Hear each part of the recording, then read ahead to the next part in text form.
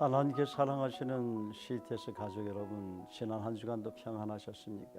부산 해운대에서 주님을 섬기는 센텀 주님의 교회 한경택 목사입니다.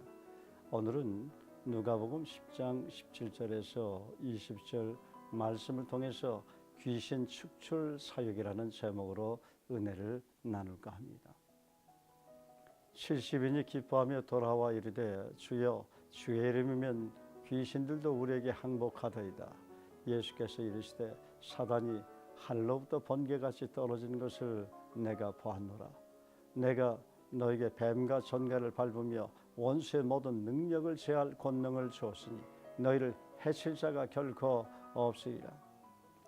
구약시대에는 사단이 사람을 우회적으로 시험하고 괴롭힌 적은 있었습니다. 그러나 인간을 괴롭힌 귀신이나 악령을 내쫓은 적은 없었습니다. 사울이 악신이 들렸을 때 경우를 보면 다윗이 사울 앞에서 수금을 탈 때만 잠시 떠났고 사울이 강팍해질 때 악신은 다시 사울에게 찾아와서 괴롭힌 것을 우리는 성경을 통해 확인할 수 있습니다. 그런데 새로운 시대가 열렸습니다. 신약 시대에 인간의 몸속에 숨어 있었던 귀신들이 드러나게 된 것입니다. 예수님을 보자마자 인간을 괴롭히던 수많은 귀신들이 드러나게 된 것입니다.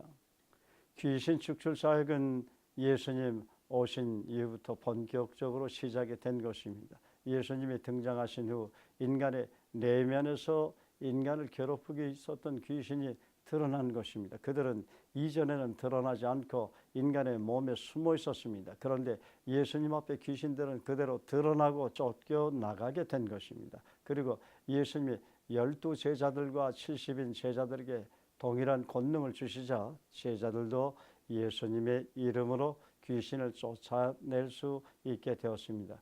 그래서 마태복음 12장 22절에서 24절에 보면 귀신 들려 눈 멀고 말 못하는 사람을 예수님이 고쳐주셨을 때 바리새인들은 이가 귀신의 왕 바알세불을 힘입지 않고는 귀신을 쫓아내지 못하느니라고 말을 한 것입니다. 이런 일은 이스라엘 역사상 들어본 일이 없는 일이었습니다.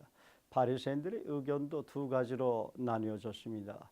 예수의 귀신 축출 사역에 대해 나름대로 많은 토론도 했을 것이며 성경에 그런 기록이 있는가를 열심히 찾아봤을 것입니다. 그런데 구약에서 사단이 언급된 부분도 많지 않고 기록된 부분도 비유에 가깝거나 추상적인 내용이어서 예수님의 사역에 대입할 수 있는 부분을 찾을 수가 없었습니다.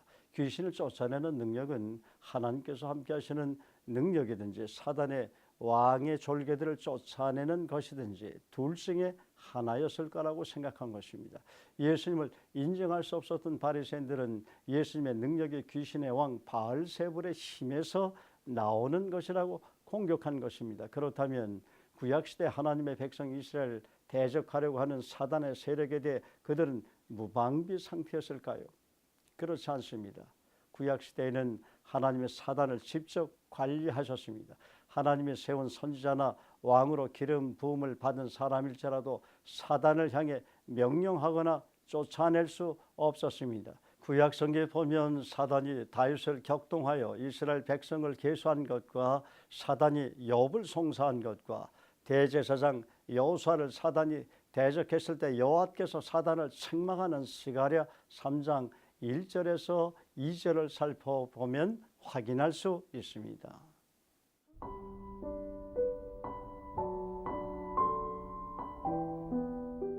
오늘 본문 말씀을 통해서 우리가 유념해야 할 것은 20절 말씀대로 그러나 귀신들이 너에게 항복하는 것으로 기뻐하지 말고 너희 이름이 하늘에 기록된 것으로 기뻐하라 하시니라는 말씀에 주목하여 주님 섬겨야 할 것입니다.